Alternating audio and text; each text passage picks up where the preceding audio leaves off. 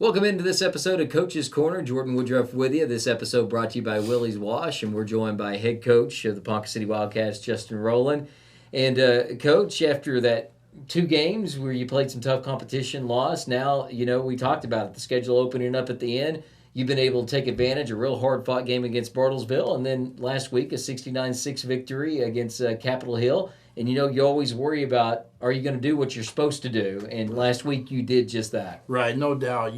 Last week was about, living up to our standard, not really the standard of the competition or anybody else. Just, hey, make sure we live up to our standard, and that's working hard and execution. Yeah, and how hard is it as a coach to keep the kids focused on this week? Especially you have last week, now you have this week, and then you got playoffs looming. And I think it's hard for those kids to peek ahead. So coaches, it's all about, trying to figure out how to solve challenges, right? Because it's during a game, it's during practice, whatever. This is just another challenge. How do I keep my kids focused on this week and on them? It's funny. I put that on my PowerPoint, who and what can wreck the game. And, our focus and looking down road could hurt us, But with this group, we've made it a norm to work hard. And so when you're able to do that, I think you're able to create more consistency. So the kids didn't come in Monday and say, hey, coach, we're getting done at 3:10. Like, they kind of know we're going to work. And as long as you keep that work going, the consistency will stay there. It doesn't really matter who the opponent is. And that's always another big thing this time of year is, as a coach, when do you let off the gas a little bit to kind of make sure those kids are well rested? And I know that's always another one of those challenges, and every coach has a different philosophy on it. Some coaches will go really hard. Some coaches about halfway through the week say, let's step back a little bit because we got to get ready for playoffs. Yeah, we've implemented a lot of good on good, and we've kind of stuck with it even now late in the year. I like it when our kids know that the opponent in front of them, whether it's practice or the game, is a formidable foe. And if they don't execute, it's going to hurt them. Now, like you said, you always run the risk of potential injury, and we've had our scares for sure. But I think the overall health of the team and the performance of the team kind of rides on how hard you practice. And so we've kept it pretty amped up, and we'll continue. All right, I want to go back to last week because I don't think I've ever seen this in high school ball. Hondo Perez. Yeah. All right, back-to-back interceptions for touchdowns on back-to-back plays, which was unreal. But he could have almost had 3 because that one looked like a backwards pass.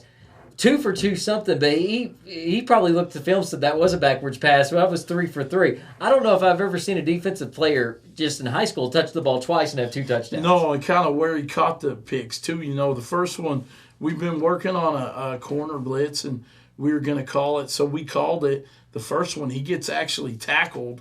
Then he gets up. The ball ricochets off a kid's face mask. He catches it, go score. Then the second one was pretty good. Pretty good. It was pretty good pick, yeah. And then the ball bobbles back and forth, and I think everybody on the field was kind of standing around, looking around. Eventually, they said, hey, it was incomplete. But it's funny.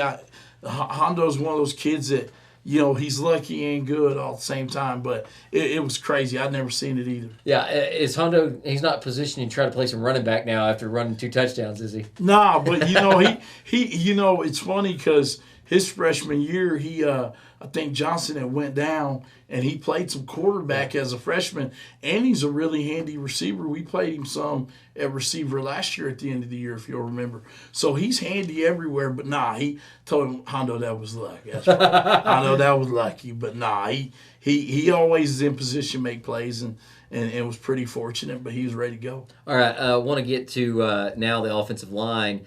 It's good seeing Javi at the game. Javi was up in the press box, got a chance to talk to him. I kind of, asked him how things were going. I go, it's kind of ironic. I go, you have this injury, and then Scattaboo had the injury of that following Sunday. Yeah. It was kind of a similar type thing, right? It was very, yeah. But it was good seeing him, but, Logan's had to step up in that spot. And we'll get more of how much progressions happen once you get to the playoffs. You get to maybe a little tougher competition, but how are you seeing kind of the offensive line progress not just Logan getting thrown in there, but also those guys that are now well seasoned, trying to get themselves in the right spot and frame of mind for playoffs. Because ultimately, if you're going to make a playoff run, you're going to have to dominate the line of scrimmage. Yeah, no doubt. Got to see Javi a bunch. I think he's doing as good as can be expected. He may make it back to throw, which is a positive. But, we also shut down Blaze McGahey last Friday also. So you almost got to maybe see a look at what you're going to have next year a little earlier on. But a lot of credit's got to go to Coach Williams. He really works with our second team offensive unit, or JV, if you will, and they work and they rep out plays, and it's the same verbiage. So you expect them to go in there, perform. I think Zim's a kid that like a couple more guys up there where we feel really good. He just needs to play, and so I'm sure he'll be better. He was better Friday against Capitol Hill, or Thursday, and he'll be better this Friday against PC West. It's just going to be getting him in there and getting reps. But like I said, give a lot of credit to Coach Williams, because he kind of gets that group really, really going. So yeah, and when you look at your defense now, what are you seeing out there? I mean, it's hard to gauge a little bit with what's going on last week, but what are you seeing? I mean, what do you look for in film when you just outmatch an opponent like that with that starting group and even that second team group? Yeah, we talk about the kids still playing within themselves. We had a play last week where Donovan's playing really well on the edge. Well, he jumps all the way in the A gap. Well, you can't do that. You know what I mean? Yes, you can do that tonight. But when we roll into these next couple opponents, you're not going to be able to do that. So it's still just honing in on the very basics of playing defense. And then we're young. So, yes, it's week 10 and it's game 10. But for some of these kids, it's only game 6. It's only game 4 or 5. So we continue to grow that way. And then we're finally at a point where we kind of know where everybody needs to be and what they need to do to help us. All right, you go back to the Bartlesville game. You get the offensive drive you need. You get a 2-point conversion. You get a stop you need to kind of seal it. And the offense gets the ball back and runs the ball to kind of force the timeout in getting the first downs. So you kind of, in a way, ups and downs, but it kind of crescendoed right there with Bartlesville. You roll into next week. Your defense plays well. Your offense, I know, on lesser opponents, they kind of get things going. You should be able to do something similar this week. What's it like? Because I don't know if we've had many seasons where it's been like this on the back end of the schedule sometimes. What's it like to know that you're going to have some momentum, not just with like the team, but also the individual units? Your offense and defense have a chance after that Bartlesville game to keep things rolling into this week right into playoffs. Yeah, confidence is huge, right? I think whenever you get a team, kind of like when we played Sepulpa this year, they're coming off of 2 wins, 3 wins. We're coming off of 2 losses.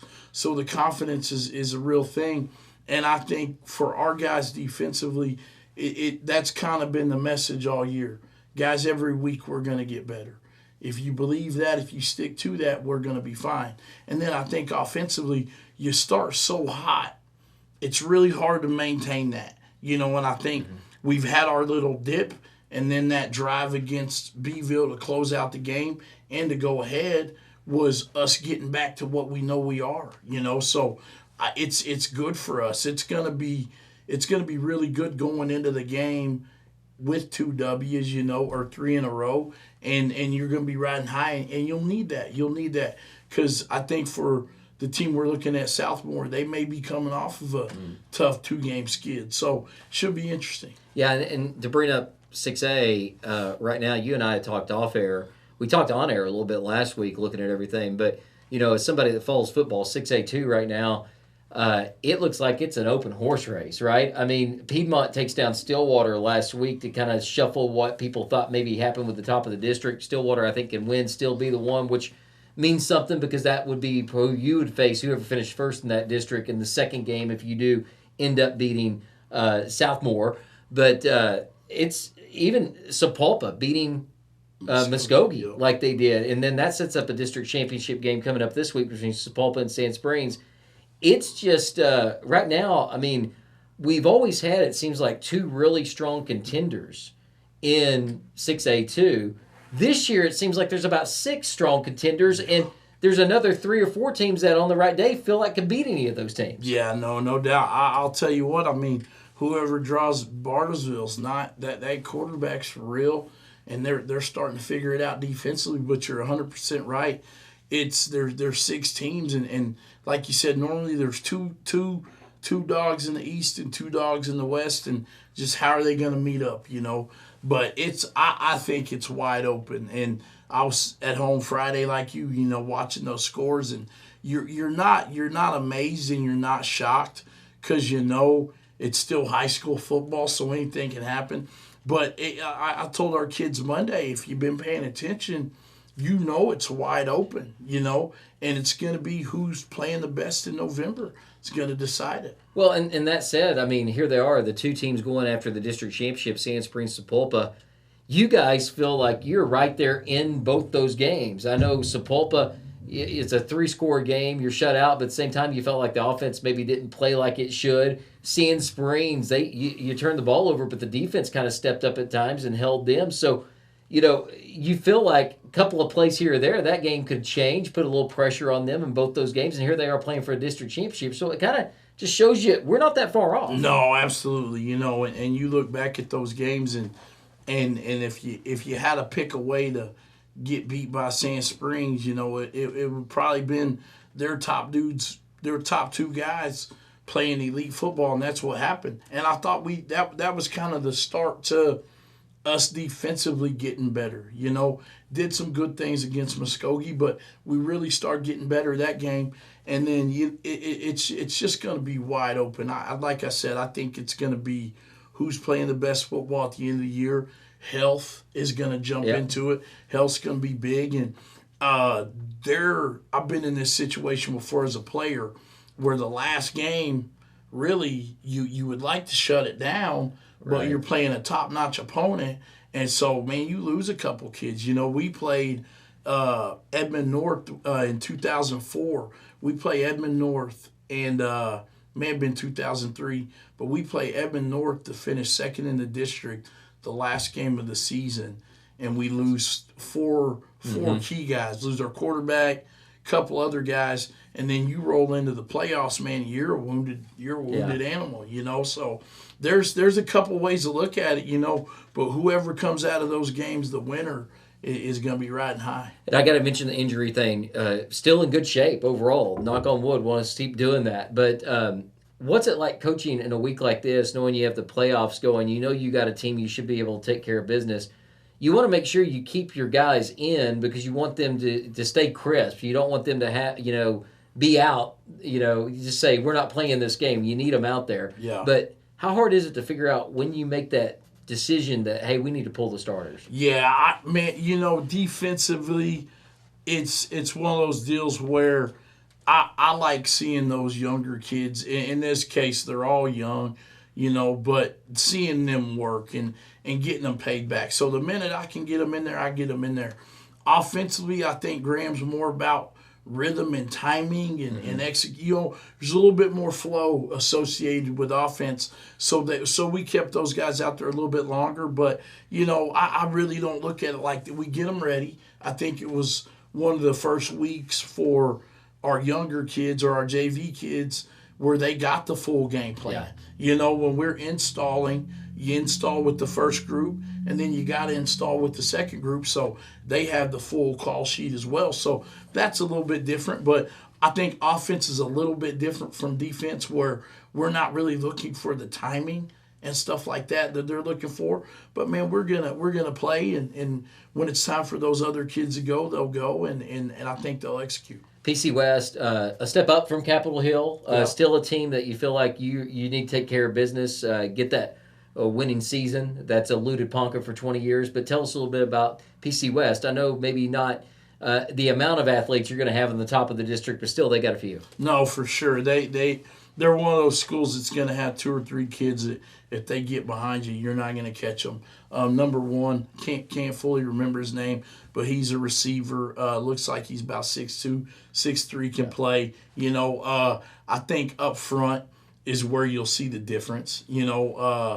we're tough up front, where they struggle a little bit up front. But they're, like I said, they're a team that if they're coming in and they're ready to go and they're hooked up, they could give us a game. In the other aspect of that, we got to go take care of business, and if we do, it should be a comfortable game. It's also senior night. Not a big group of seniors compared to some previous years, but still a good group of seniors that have really helped set the tone for what you want to achieve. Very, very impactful group of seniors. It's a group that, for me, it was, I got them as basically sophomores, and so they've been with me for 2 years now, and a group that you're it's funny because you want to make sure you take care of them. They've meant so much. And I think one of the things at the beginning of the year we talked about is being the group that maybe started a bit of a turn. They got an opportunity to be the first group to go positive in 20 years. That's impactful. They got, if you look at Blaze McGahey, Blaze started every game up until last week. He'd started every game since he's a freshman. It's unreal for an offensive lineman. Absolutely, and it kind of you understand why his body's the way it is. He battles injuries all year long, but kids like that, Javi Cortez, Roland Barton's my cousin, Dayton Sini is the model of what you'd want a kid to be. Hayden White's a kid that's been up, been down, been up, been down, kept fighting. So it's an important group. Ryder Trepton, maybe the best pair of hands I've seen. So a really good group, not a huge group, but impactful group. All right. You mentioned it, winning season. Ponca has the chance with a win Friday night, regardless of what happens in the playoffs, to be more wins than losses in the season. There was 2 years, didn't make the playoffs, 5-5. There was a year, made the playoffs 6-6. But with a win here, regardless of what happens in the playoffs, whether you win, lose, you're going to be a higher win total than a loss total. What's that mean for you? What do you think that means for these kids as far as trying to set the tone of what Ponca City wants to achieve? It's good. From a coaching standpoint, it's awesome. It's kind of shocking that it's been that long because I felt like we've had some teams that were pretty good. There were some good teams, but the split didn't happen, and they were stuck in the district with Jinx Union, some of those. So. No, absolutely. But I think it's good. I think for our it's really big for our kids, because it's hard to, you say you're a winner, but then the record doesn't say that. Well, they got a little bit to look forward to, and look for next year, something to build on. Like, heck, with this kind of deal, the momentum should be good and the kids should be fired up. But it's humbling for me. I'm pumped, but it's just a keep going thing. You can't see what's around the corner unless you turn it. Absolutely. And this is kind of one of those corner turns, it feels like, for the program. Well, Coach, really appreciate the time. Thank you for having me. Best of luck coming up. I want to say thanks to Chris behind the camera. This episode of Coach's Corner has been brought to you by Willie's Wash. For Justin Rowland, I'm Jordan Woodruff. Have a good one, and we'll catch you next time. Until then, go Cats.